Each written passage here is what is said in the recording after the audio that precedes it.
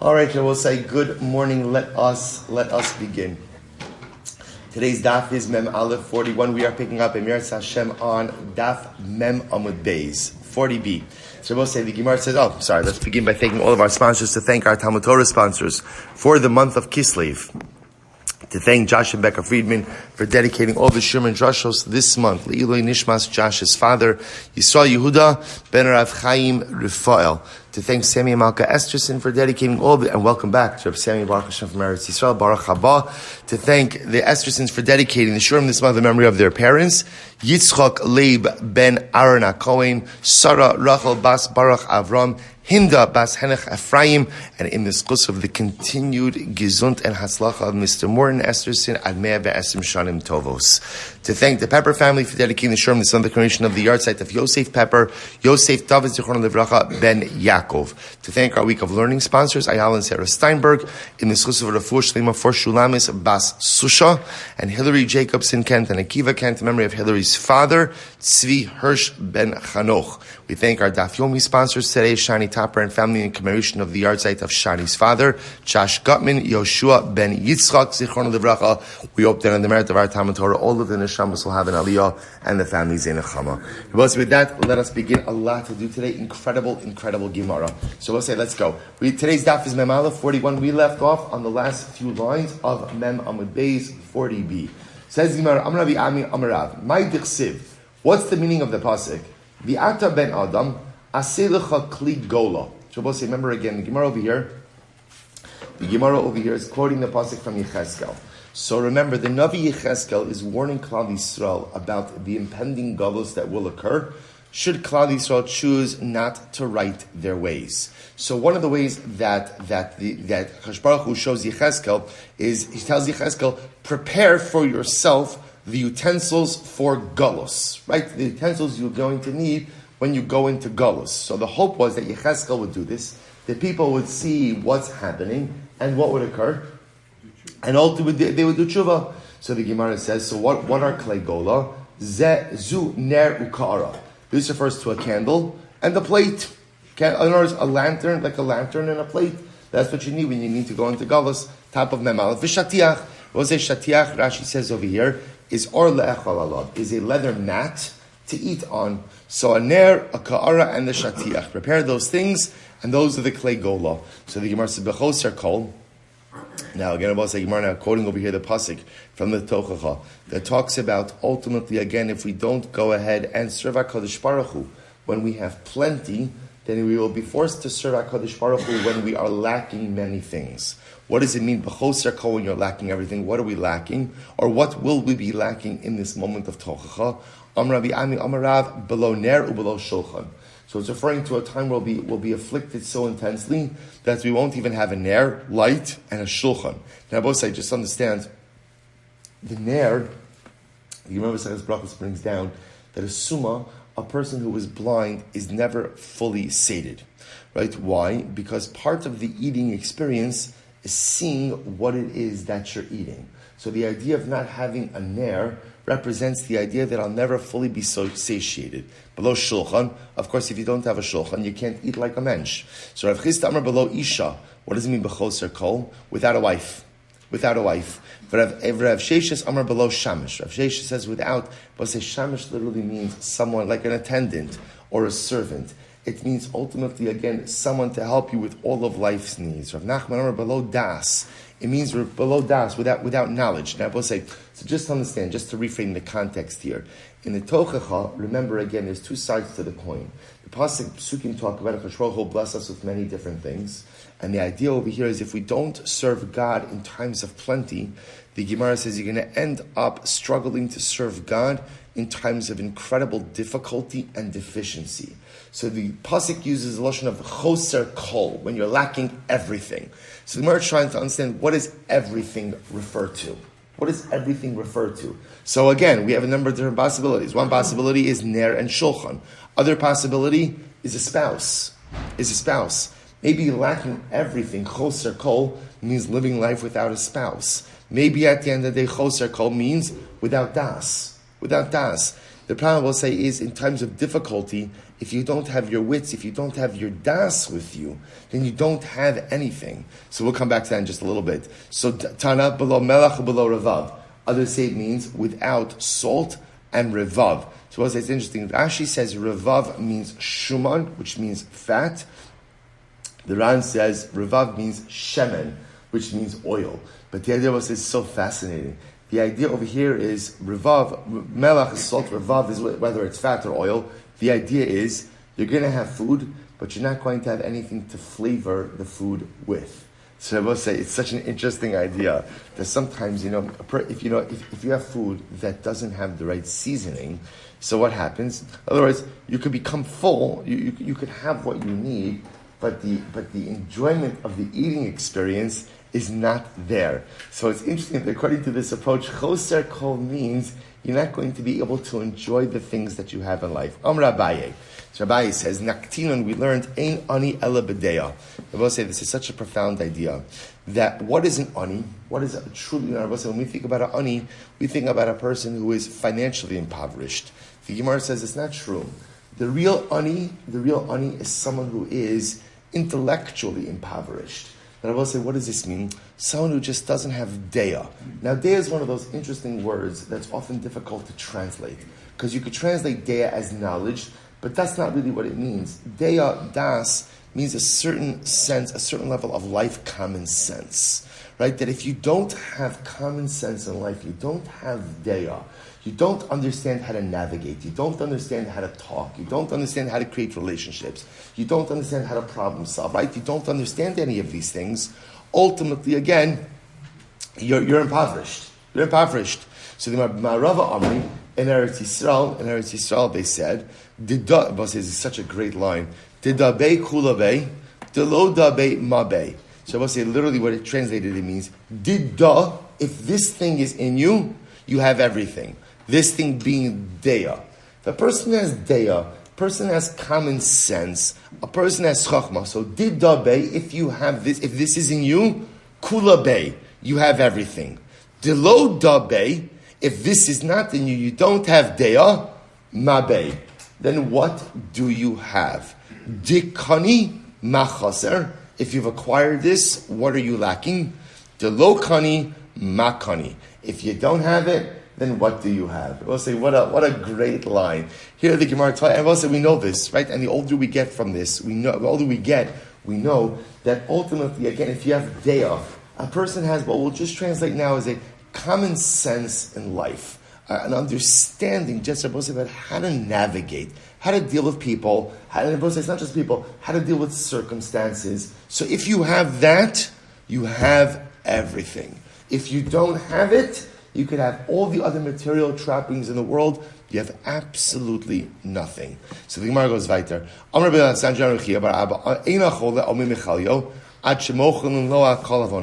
say, so this is again going back now to Bikur Cholim a little bit.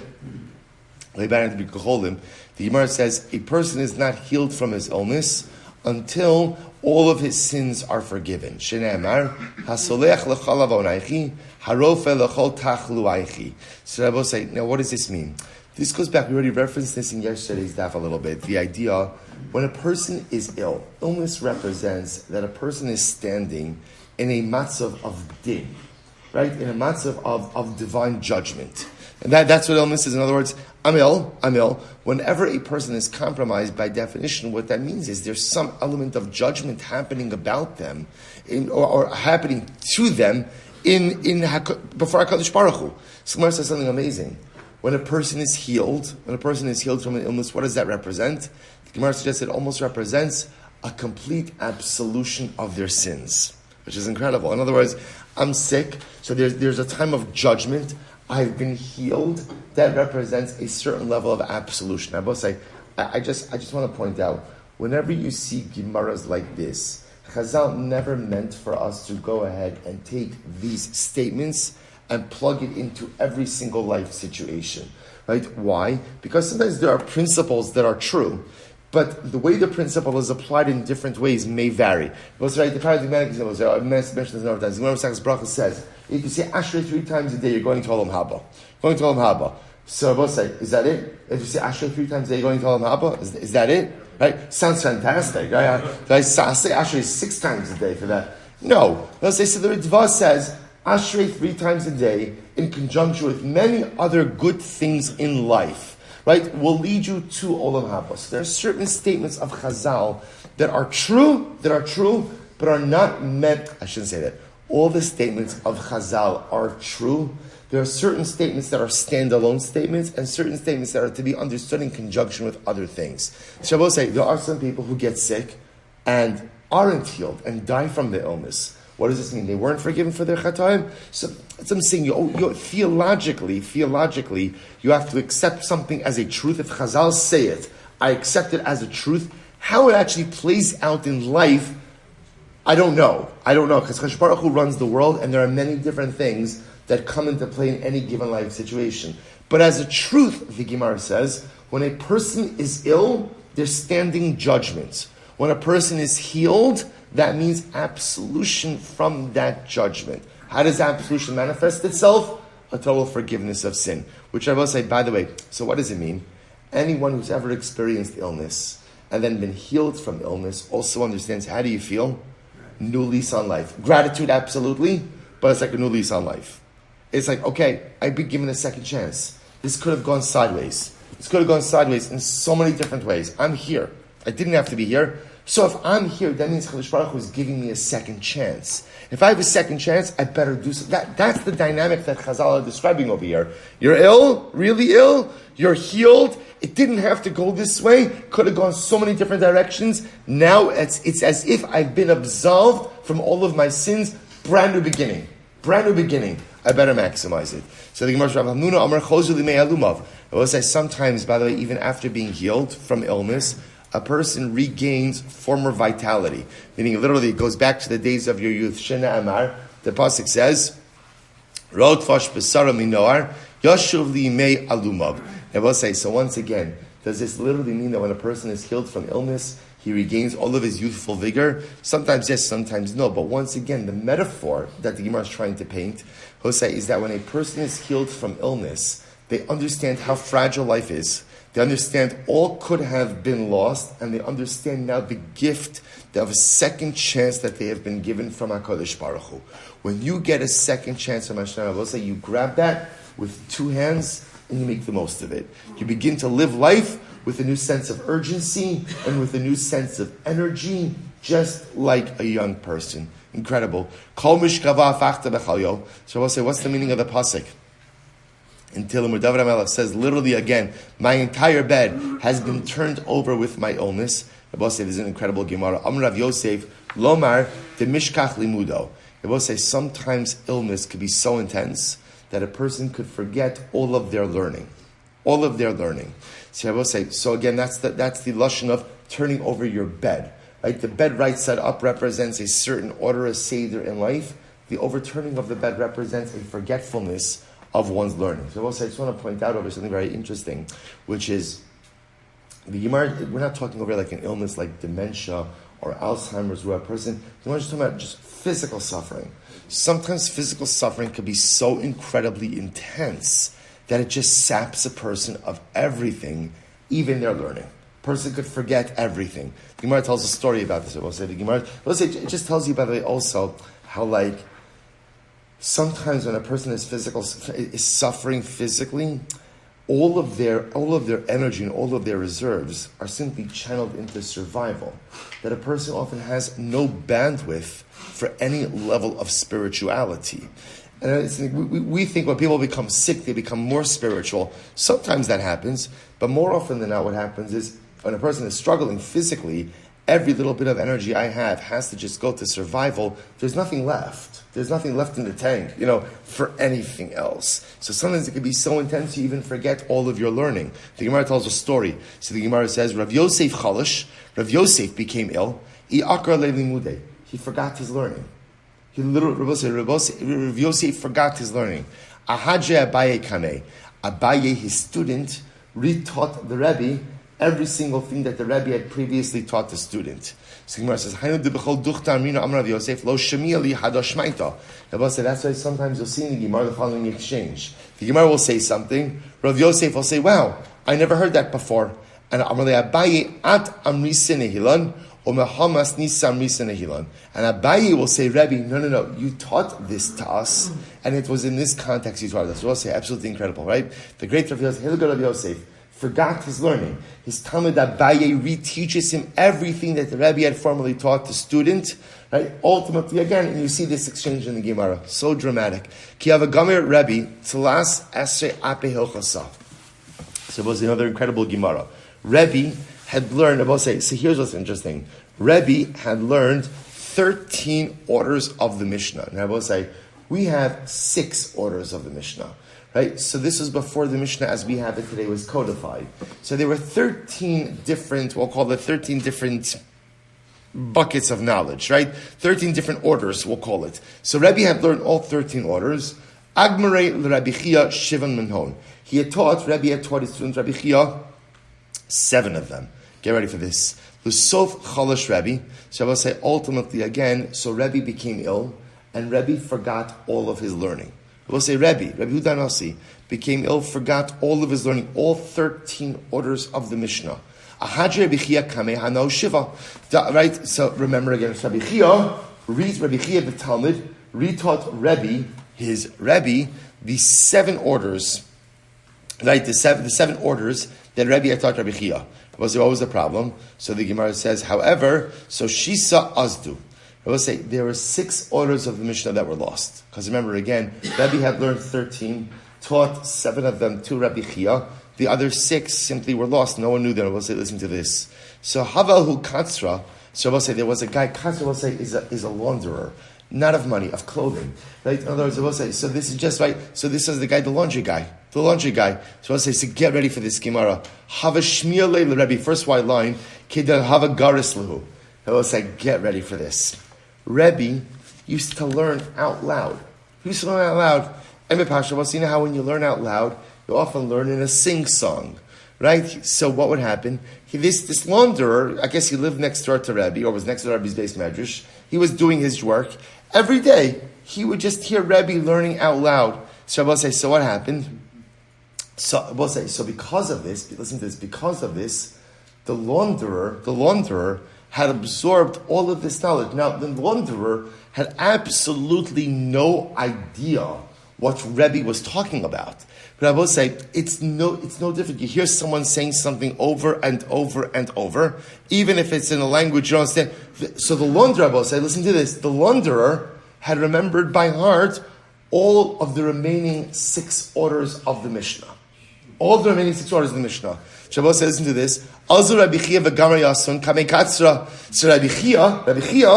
went and learned the remaining 6 orders of the Mishnah from the launderer. Now again, the launderer had absolutely no idea what he was saying, but he heard it enough to be able to go ahead and convey it. And then Rabbi Chia went and retaught the remaining 6 orders to Rebbe. We'll say second wide line. Whenever Rebbe would run into this launderer, Amar le Rebbe, right? So we'll say, listen to this. Rebbe would call the launderer Rebbe. Right? How beautiful. He would call the launderer my Rebbe. Ato asisa osi ve'eschia. And he would say, the launderer, you made me, and you made Chia my student. Igadamir, alternate version of this. Hachi Kamal is what he said to him. Ata asisa eschia, ve'chia asa osi. And the alternate version of this, I will say what happened. So ultimately, again, he would say to the launderer, you made Chia, and Chia made me. I will say, what an incredible story. But I will say, but it teaches us an incredibly important lesson. I will say, in your home, when you learn out loud. Learn out loud. Because I will say, the power of Torah is that Torah permeates everyone and everything around you. And I will say, if you go ahead and you learn out loud, right, your sing-song of Torah permeates your home. If you have young children, ultimately, again, they will pick it up. They'll pick up the terms. They'll pick up the words. They'll pick up the nigun. And that permeates, even though they have absolutely no idea what you're talking about. It doesn't make a difference. It becomes part and parcel of who they are. And even if you don't have young children at home, right? The person has a spouse at home, or a person has older children at home. When that sing-song of Torah becomes part of your home, it literally changes everyone around you. An awesome story. So Gemara goes weiter. Godol meishnasa lechole, Yosef meishnasa lechananya mishal va'azariah. That was an incredible Gemara. Greater is the miracle that happens to a sick person who is healed, more than the miracle that happened to Hananiah, Mishael, and Azariah. Listen, I remember Hananiah, Mishael, and Azariah are the contemporaries of Daniel. And remember, again, they were thrown into the fiery furnace by Nebuchadnezzar, the king of Babel, and were miraculously saved. So also what the Gemara essentially says is, it's a greater miracle for someone who is ill to be healed than it was for Hananiah, Mishael, and Azariah to be saved from the fiery furnace. What's the pshat? Shel Hananiah, Mishael, and Azariah, eish shel hedyot. V'akol yicholim lechvosa. So we'll say, Hananiah, Mishael, and Azariah were thrown into an earthly fire. We'll say, an earthly fire, anyone can put out. Anyone can put out. V'zu shel chola shel shamayim. And we'll say, the fire of illness is a divine fire. And if the Baruch Hu puts that fire into man, umi achol lechvosa. The only thing that could extinguish the fire of illness is HaKadosh Baruch Hu. Isn't that incredible? Therefore, I will say, it's just such an interesting idea because, I will say, all of us get sick, right? I'm saying sometimes, seriously, sometimes, but the process of refuah, the idea that I was ill and now I'm healed, that is direct divine intervention. Only HaKadosh Baruch Hu could go ahead and heal the fire or extinguish the fire of illness. It's true, of course, HaKadosh Baruch Hu gives a doctor, gives modern medicine, science, the knowledge to help you, the shaliach.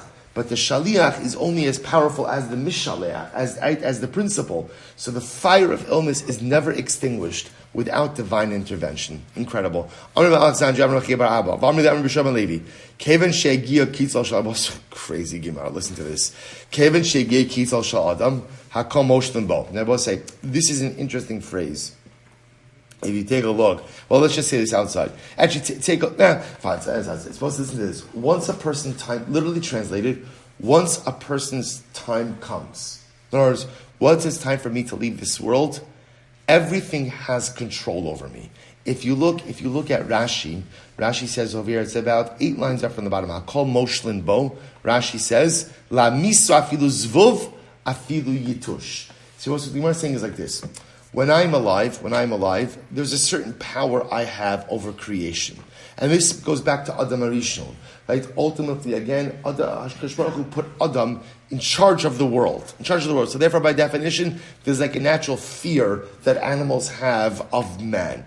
When it's time for a person to leave this world, right, everything has control over him.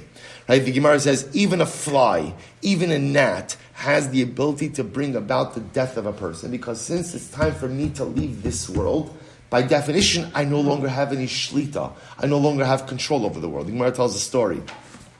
So the Gemara says, where do we know this from? Shneimar v'hayok komotzi yahargeni. This is by Cain. Cain says, anyone who finds me will kill me. The idea is over here that after HaKadosh Baruch Hu condemned Cain essentially said everything is going to have, we'll say, it's such a musar. When we're alive, there is a certain control we have over the earth. When it's no longer my time to live in this world, everything has control over me to bring about my end. Rav said from the following pasuk, "Lemishpatecha amdu ayom ki hakol avadecha." We'll say the way the Gemara translates this pasuk is like this: "Lemishpatecha amdu ayom." When the day of my judgment comes, i.e., it's time for me to leave this world, hakol avadecha. Everything in this world is the servant of Hashem to bring about my end. The Gemara tells a story. Shmuel chazilahu. No, I skipped. Rabba Bar Shila Amruleh. So let's listen to this. So Rabba Bar Shila told him the following story. Shchiv Gavra Gavoa. There was a very tall guy. Listen to this. Who was riding Havarochiv Girduna Zutra, who was riding on a very small donkey. And I will say, now what's the pshat if you're very tall riding on a small donkey? What's the good news? Your feet always touch the ground. Okay, fine. Mata titura istuyot shadje v'kashachiv. So we'll say what happens. They were on a bridge. The donkey suddenly jerked and threw the guy over the bridge and he died. So I'll say, what's the pshat in the story? Hey, the pshat in the story is, well, so you say to yourself, is there any way that a short donkey could kill a tall guy? And the answer is no. Because the tall guy could always watch put his feet down. But the idea over here is that a story happened, the donkey jerked in such a way, tall guy wasn't prepared, threw him over the bridge. So I'll say, what do you see from here? Kari al nafshe lemishpatecha amdu ayom. So he said this story to Rabbi Shila. Rabbi Shila said, of course, first he said, ay nebach. But then after that, he said, wow, it's incredible. When it's time for a person to go, I will say, when your time is up in this world, the truth is, everything has control over you. Or better stated, you no longer have control over anything. And because of that, again, even the control you think you normally have during the course of life, you no longer have once your time in this world is up. Such a profound Gemara. Amar Shmuel, one more story. Shmuel, Chazi alhu dakbara, yasiva al akrukasa va'avra nara, tarka gavru mayes. This is incredible. Shmuel once saw a scorpion catch a ride on the back of a frog against a body of water. When the scorpion got to the other side, it bit someone and it killed him. So I will say, what did Shmuel say? So Kari alei mishpatecha amdu ayom. But obviously, it's not a case where Shmuel saw this happening and just sat there and watched the guy get stung by the scorpion. The idea, Shmuel didn't know it was unfolding, but he saw this unfold right in front of him. I will say, so what did he see? I don't know. According to the Ran, scorpions and frogs are not natural allies. Right? But the idea over here is that when it's time for a person to leave this world, everything has control over him. Incredible. I will say, but that's the most humbling thing. We live life with an illusion of control, thinking that we control circumstances. And the truth is, because Baruch allows us to live with that illusion for a little while, but once my time here is over, there is no control over anything, which is why the demise of man could be brought about even from the most unlikely of realities, because I control nothing when my time here in this world is finished. Amr Shmuel, we'll say back to Bikur Cholim. In Mevakrinas HaChol, El Misha Chaltzas Ochama. We'll say you're only allowed to visit the sick for someone who has a fever. Now, we'll say, what does that mean? What the Gemara understands, we're doing over here is we're trying to say there are certain people you should not visit. Certain people you should not visit. Lafuke Mai, Lafuke Hadisai, Rabbi Yosef Ben Parta, Amr Shmuel Rabbi Eliezer, Ein Mevakrin lo cholemi ayin, v'lo choli ha'ayin, v'lo mechushi harosh. Yosef Eliezer says you shouldn't go ahead and visit someone who's suffering from stomach issues, right? Stomach issues, or from eye issues, or from intense headaches. So my timer. So what's the reason for this? So I'm sorry. I understand why I shouldn't visit someone with stomach issues. Why not? I will say that's an embarrassment issue, right? A person who has stomach issues may have to constantly run to the bathroom or take care of other bodily needs, so they don't want visitors. It's not an appropriate time. It's not appropriate to visit them because it'll just make them feel worse. I said that. But what's wrong with visiting someone who's having eye issues or headache issues? This is incredible. My time, Mishum Rav Yehuda, Dam Rav Yehuda, Dibura Kasha Le'ina, Umali La Shisa. So let's listen to this, because sometimes a person who's suffering from headaches or from eye pain, so conversation is difficult. And if you come to visit that person, they may feel what? Compelled to strike up conversation. Meanwhile, conversation exacerbates their issue. And therefore, again, it's interesting. This is the Gemara says, so conversation is difficult for eye issues and, of course, for headache issues, but actually conversation is good to take down fever. Interesting. So we'll say, so again, this all is is the general construct that we've seen by Bikur Cholim. We've seen already, Bikur Cholim serves so many different needs. Number one, right, when you go and visit, you take away some level of the pain, right? Number two, you provide a sense of companionship. Number three, you have the ability to go ahead and see what can be done for the person, to literally help out. But the idea about saying Bikur Cholim is a person has to be sensitive. Is my visit helping? Or is my visit harming? And I will say sometimes, again, it's so interesting that we don't, in other words, often, I will say we become focused on the mitzvah and we forget about the person, right? So we think, okay, I have to do Bikur Cholim. Yeah, you have to do Bikur Cholim. But it's only a mitzvah if it actually helps the person, right? Again, if it's actually detrimental, not only is it not a mitzvah, but chas v'shalom, you're making a person actually feel worse. The Gemara goes right, Amar Rava, Hayashi, so listen to this, fever, Ilav De parvanka de malacha de mosa. We'll say, listen to this. Fever is pretty intense.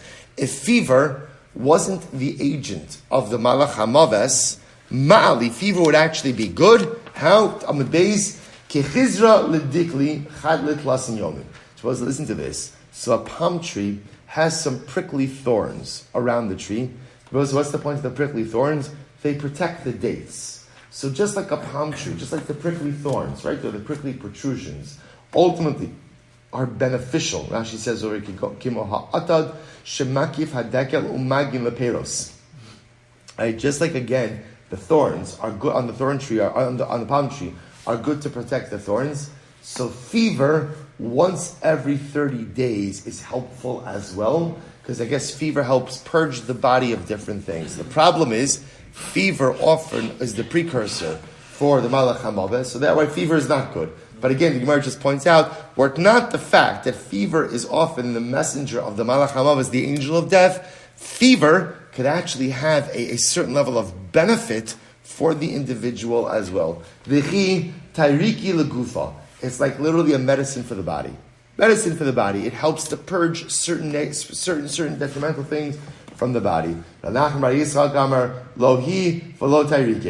says it's okay. I'm happy to do without the fever, without its medicinal benefits. Better not to have any of it. Our son yafel lechol refuah. Suppose now the Gemara mentioned that fever could be beneficial ultimately again for a person, right? For a person, we're going to talk about other things that could be beneficial ultimately for a person who is ill. Our son is very healthy, so the Gemara says, our son." In other words, our son is healthy for a person who is ill. Our son. What's our son? Say Mem Aleph Amud Beis, 5 lines down. What's our son? Rabbi Yona's son. Chushla desari atikta dereish nafa.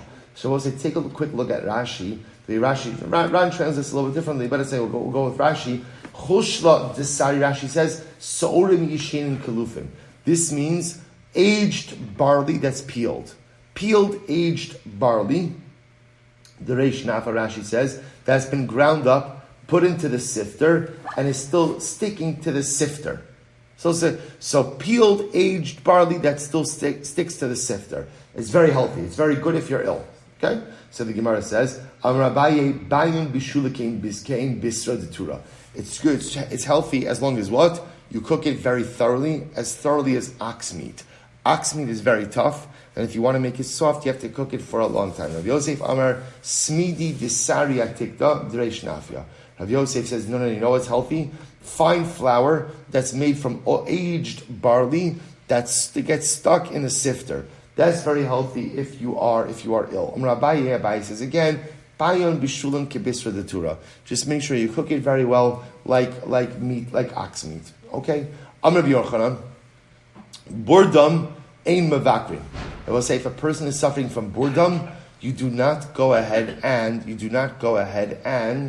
visit such a person. Not only that, ve'in maskirin shmo. You don't even say the name of the deceased.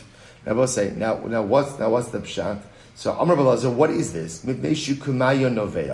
Ultimately, again, a person like this is like a flowing spring. Now I will say, if you look at Rashi says over here, burdam, it's the last wide line on the top. Rashi says, burdam, b'samach shulshul gadol sheyotze kol shah, kamay hanovea, she'im lo shulayim v'yotz mena kalamayim. So I will say, this is like a bloody diarrhea. So I will say, so therefore the Gemara says, don't visit that person. And I would say, so again, once again, I will say, again, so you'll say to yourself, no problem, not going there anyway, right? So I'll say, so just want to point out, again, I will say, it's such an incredible idea, because sometimes we lose the trees from the forest, again, in the performance of mitzvos. And often, especially in Adam L'Chavero, sometimes, again, we forget the Chavero part in the mitzvah, recognizing that it's true, there's a mitzvah bigger cholim. But as we've seen, now we've gone through the sugya, the mitzvah bikkur cholim is to benefit the person who is ill. And if your visit is going to be detrimental, don't go. You could call, you could definitely call, you can send an email, you can send a text, but don't go. I will say so many, and this is true in so many different ways. Sometimes we try to do something good, we try to help, but we don't necessarily try to help with the right kind of sensitivities, and sometimes the help just makes things 10 times worse. So the Gemara says, don't visit the guy with burdam, and we don't even mention it. Now, both say, if you look at Tosis is in the right hand bottom margin.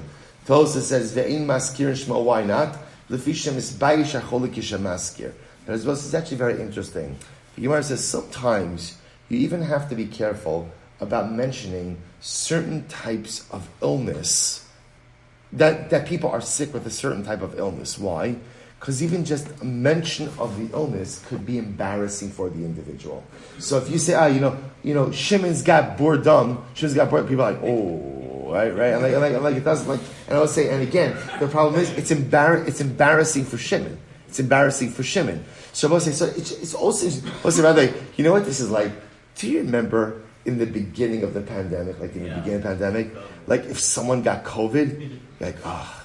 What a mamzer, right? Right? You weren't careful. You were this. How dare you, right? It was like the highest level of indictment, right? You shirked every level of social responsibility, right? If you guys, it was not just like embarrassing. No, it's not COVID. It's just the flu, right? It's not, right? And again, like people literally wouldn't talk. It's just such an. So the idea the Gemara says there are certain illnesses that by definition are embarrassing for the individual. So the Gemara says, don't even say, so don't visit such a person, and don't even talk about the fact, you can say that they're sick, but don't even talk about the nature of the sickness. So the Gemara, back to the Gemara, Lama Nikra Shmo Burdam, why is it called Burdam? So we'll say it's actually a contraction, Shu Kimayon Hanalveya, he's like a flowing spring. And we'll say it's actually Bur, which means like a cistern, dam, of blood. See, he's like a flowing cistern of this bloody shulshul. So the Gemara says that's called Burdam. Good, fine. So we'll say the Gemara goes weiter. Back to Nedarim for a little bit. It's quite a transition from Burdam back to Nedarim. Good. So the Gemara says as follows. So the Gemara says, Umarapeyu refuah hanefesh avalu refuah haguf. So let's remember again, going back to our same case. Reuven made a neder that he cannot confer any benefit upon Shimon, or Shimon can't derive any benefit from it. It doesn't matter, it's the same case. So I say, so now what happens? Shimon becomes ill. So now the Mishnah said that Reuven could go ahead and heal Shimon, refuah hanefesh, but not refuah haguf. So what does that mean? Right? Literally again, spiritual healing, but not physical healing. What does that mean? So the Gemara says, Haik echi katani. What's the case? Maybe refuah nefesh means for free. That Reuven could heal Shimon for free because he's not providing him ma'ano. But ultimately, again, he cannot provide him refuah and mammon, which means for pay. In other words, that if Reuven normally does this for free, he could do it. But if he does it for pay, he can't do it because then he's giving Shimon a monetary benefit. Then if that's the case, less nihachi mirapeo b'chinav alo b'schar. Then literally let the Mishnah write. He could heal him for free, but not provide a service for which he would normally charge. Ella, listen to this, refuas nefesh gufo, refuas mamon behemto. Rather, what it means is like this. It means that Reuven is allowed to heal Shimon. Right? Because remember again, Reuven has a mitzvah to go ahead and help a fellow Jew. So that's not covered under the neder. Or like we saw before Abosai, that even when Reuven made the neder, or Shimon made the neder, he didn't mean to limit things that would directly benefit him. What can't Reuven do for Shimon? Reuven can't heal Shimon's behema, his animal, because that's conferring a service. Amar Zutra Bartovia, Amarav Aval Omer Lo, Samploni Yafala, Samploni Rala. Even though Reuven can't heal Shimon's behema, what can he do? He could give him medical advice. Or veterinary advice, right? You could use this medicine, and that's not called conference of Hana. Beautiful. Now let's say Mishnah. Here we go. Interesting Mishnah. So it's very interesting. So same case. Let's say Reuven made a neder that Shimon cannot get any benefit from me. So imagine the following situation. Shimon is going ahead and bathing in a large pool, right? In a large pool. Reuven can get in there as well. Avalo b'ketana. But Reuven can't get into the same pool if it's a small pool. I will say that. What's the pshat? This is actually incredible. So the Ran points out there, what happens when you have one person in a pool, right? A pool, like a bathtub, you can imagine, like a large, like a tub. So what happens? The water level is a certain level. When a second person, gets in, what happens? The water level rises. Now the water level rising is a benefit. Why is it a benefit? Because now again, there's more hana for me, because now I'm a bit more submerged in the water. So if Reuven made a neder that Shimon can't benefit from him, so if Shimon's bathing in a large pool, Reuven could get in also. If it's a small pool, Reuven can't get in. Why? Because his act of entry into the pool causes the water level to rise, which is what? A hana for Shimon. We'll say furthermore, the yashin ibo b'mita. And we'll say if Shimon is sleeping in a bed, right? Reuven could sleep in the same bed along with Shimon. Rabbi Huda Omer, 1 second. Bimos achamo. That's true during the summertime. Avalo bimos achisham, but not during the rainy season. Mipnei shehu mehaneu. Because I will say if Shimon is sleeping in the bed, and now Reuven comes to sleep in the same bed, the body heat ultimately benefits Shimon during the winter months. See, during the summer, it doesn't matter. During summer, we don't want body heat. Right? But ultimately, again, if Reuven's sleeping in the bed and Shimon comes to sleep in the same bed, Shimon's sleeping in the bed, Reuven comes to sleep in the same bed, the body heat ultimately benefits Shimon. Umesiv imo alamita, but again, if Shimon is sitting on the bed, Reuven could sit on the same bed with him. Va'ochel imo ala shulchan, so Reuven could eat at the same table that Shimon is eating at as well. Aval lo min tamchui. Now we'll say, what can't they eat from? This is very interesting. We'll say tamchui is like a platter. So we'll say often tamchui is actually used in a couple of different ways. But we'll say, if you can imagine for just a moment, the Ran says over here, right about 6 times up before it gets wide, Aval lo min tamchui, the Ran says, in nosen l'shneim ka'ara biyachad. So we'll say, if you can imagine, let's say they put a big platter in the middle, and everyone's eating from the same platter. So we'll say, if Reuven made a neder that Shimon cannot get benefit from him, Reuven and Shimon can't eat from the same platter. Why? Because I will say, listen to this. If Reuven eats less, then what? Shimon gets more. So it turns out that Reuven is providing hana ultimately again for Shimon. However, aval ochel hu min tamchui achozer. So we'll say this is very interesting. But what can they share? They could share, we'll say, a platter that goes back to the balabas. Now we'll say, listen to this. There were different types of platters. Sometimes you put out the platter and there was enough for the guests. Sometimes what ended up happening is it was customary that after the meal, the platter, the remnants of the platter would be given back to the balabais, to the balabas. And we'll say in that kind of case where the platter goes back to the balabas, there was often, you made sure there was always more than enough food for both parties. When there's more than enough food for both parties, then whether Reuven eats a lot or eats a little, he's not benefiting Shimon because there's more than enough food for both of them anyway. That's called a tamchui hachozer. So if it's a tamchui that doesn't go back to the balabas at the end of the meal, Reuven and Shimon can't share because there's a concern that Reuven may end up benefiting Shimon. If it's a tamchui, a platter that goes back to the balabas, ultimately they can share because that means there's more than enough for both of them. Therefore, whether Reuven eats a lot, eats a little, doesn't impact Shimon. We'll stop over here for today. We'll continue with the Gemara tomorrow. Shkoyach.